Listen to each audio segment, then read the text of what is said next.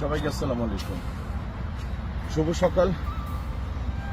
কিছু পুরনো স্মৃতির কথা না বললেই একদমই পারছি না। বিগত দিনে কিছু মানুষ কমেন্টস করেন, আগে বলেন নাই কেন, আগে আপনি কই ছিলেন, আপনি সাহসী না, আপনি সাহসী। তারপরে হচ্ছে যে ধরনের বিভৎসতা বাংলাদেশে সৃষ্টি হয়েছিল, সেখানে ভয় পাওয়াটাই স্বাভাবিক। আমিও মানুষ, ঠিক আছে, আমি কোনো জিন পড়ি না যে আপনার রুহুর মধ্যে ঢুকে যাব। তো যাই হোক, একটু বলে নিলাম, একটু হার্ড মনে হচ্ছে কথা, কারণ এইভাবেই কথা বলি, আমি চিৎকার করে কথা বলি। আপনার পছন্দ হয় হইলে ভালো, না হইলে একদমই ভালো না। এফডিসিতে আমি যখন নাকি শিল্পী সমিতি নির্বাচন করি, প্রেসিডেন্ট ইলেকশন, তখন সদ্য মানে এফডিসিতে নাড়াচাড়া দিচ্ছে স্বৈরতন্ত্রের একটা ছেলে। ওই ছেলেটা দেখলাম যে প্রচণ্ড প্রতাপে এগিয়ে যাচ্ছে। তার সাথে আমার সাথে ক্যান্ডিডেট ছিল আমারই বন্ধু জনাব নিশা সওদাগর সাহেব। ওনারা একটা প্যানেল করলো, আমিও প্যানেল করলাম। তো আমার অবস্থান খুবই ভালো ছিল এবং সেই জায়গাটায় আমাকে পরাজিত দেখানো হয়েছে। ওকে, আমার নসিবে যেটা ছিল সেটা তো হয়েছে। আর পুলিশ প্রধান ছিলেন এই সদ্য কি বলে গ্রেপ্তার হওয়া, মানে কি শহীদুল্লাহ নাকি যেন, হ্যাঁ, শহীদুল ইসলাম।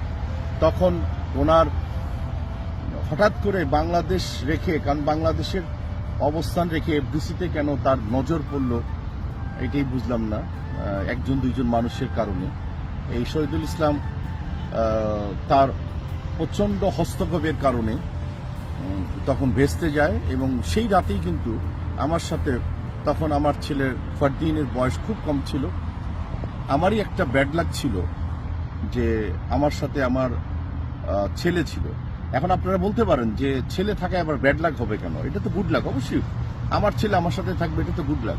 কিন্তু তখনকার জন্য রাতে যে ঘটনাটা ঘটেছিল সাকিবের সাথে, তখন কিন্তু এফডিসির এই সাইডে তখন প্রচুর পুলিশ, সিআইডি, ডিবি, র্যাব এবং কি বলে একজনের ভাই তখন ওসি ছিল।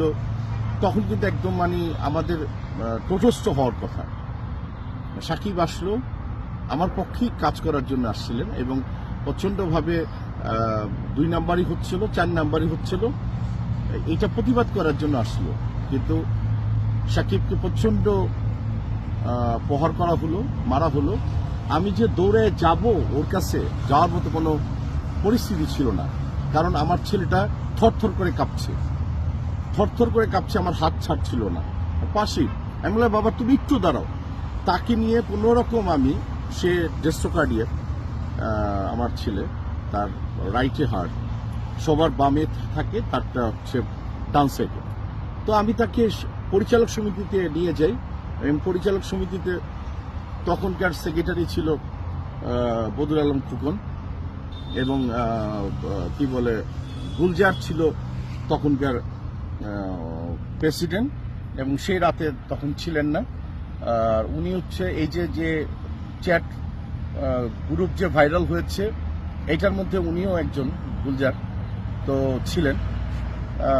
আমি কোনো প্রতিবাদের কোনো ইয়ে করতে পারছিলাম না। আমাকে সাগর ভাই, ফরিদের সাগর ভাই আমাকে বললো রাত 1টা-1:30টার দিকে যে কংগ্রেচুলেশন, তুমি পাস করেছো। সরি, আর দুইটা এটা হবে। কিন্তু আমাকে দেখানো হলো এখনো বেঁচে আছে মমতাজুর রহমান আকবর ভাই।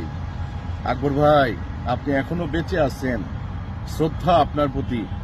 আপনি 71-এর বীর মুক্তিযোদ্ধা, আমার কুড়ি ছবির মানে ব্লকবাস্টার ছবির পরিচালক, আপনি এখনো বেঁচে আছেন। ওখানে সেদিন কি হয়েছিল, কি কারণে আপনি ডিক্লেয়ার দিয়েছিলেন নিশা সওদাগর প্রেসিডেন্ট এবং সেক্রেটারি জায়েদ খান, সেটা আপনি জানেন আকবর ভাই, আপনি জানেন আকবর ভাই।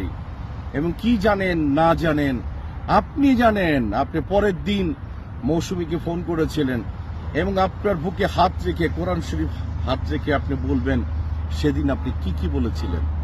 আপনি জাতির কাছে বলেন, এটা আমি চাই না, হয় আমি ছোট হব নয় আপনি ছোট হবেন। যাই হোক, আপনার দীর্ঘায়ু কামনা করছি। তখনকার ঘটনা যে বিভৎসতা মানে হতে পারে একটা শিল্পী সমিতির নির্বাচন নিয়ে, এই প্রথম দেখলাম। তারপরে একটা একটা করে মানে 4টা বছর কেটে যায়। এরপরে আবার মৌসুমী ইলেকশন করে, সেদিনও কিন্তু মানে অনেক বড় বড় ক্যাবিনেট হয়েছিল, এই নিপুণ করতে দেয়নি তার ক্ষমতার বলে।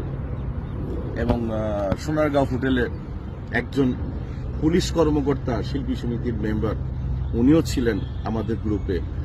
উনিও কি বলেছিলেন সেটাও আমি জানি। এবং আমি বলেছিলাম, মৌসুমী, কাপুরুষের মতো করে এতগুলি মানুষের তখন সুস্থ আমাদের প্রয়াত ফারুক ভাই, এবং সেলিম সাহেবের কথা বলেছে, অনেক ক্ষমতার মানে বিভৎসতা ক্ষমতা। তারপরে মৌসুমী কাঁদছিল। আমি বললাম যে গুলি খেলে সামনের থেকে গুলি খাওয়া, পিছন থেকে গুলি খাওয়া, মানে একজন মানে কি বলে সৈনিক সামনের থেকে গুলি খেয়ে মরে যায়, পিছন থেকে না। আমাদের সাইড তো সাইড যেরকম এরকম করেছিল, তো এইভাবে করেছিল। তো আমি তখন আমাদের গাড়িটা চালিয়ে, এবং সেই ভদ্রলোক না করছিল যে আপনি, উনিও সেক্রেটারি প্রার্থী ছিলেন, কিন্তু তৎক্ষণাৎ সে না করে উদ্র করে আমাদের সাথে ছিলেন না। এফডিসিতে এসে নমিনেশন করি। মৌসুমীর সাথে কি হয়েছে সেটাও জানি। ভালো থাক শিল্পী সমিতি, ভালো থাক আমার শিল্পী ভাইরা, ভালো থাক আমার শিল্পী বোনেরা। কিছুদিন আগে আমি বলেছিলাম যে আমি শিল্পী সমিতির সদস্য পদ থাকবো না, আসলেই থাকতে চাই না।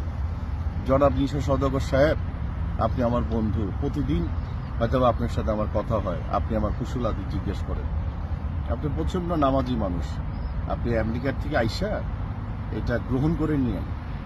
আমি আর চাই না শিল্পী সমিতিতে থাকতে, চাই না ভাই। আপনারাই থাকেন, আপনারাই ভালো, আপনার দীর্ঘায়ু কামনা করছি। আপনি ডোন্ট টেক আদারওয়াইজ, কিছু মনে করবেন না।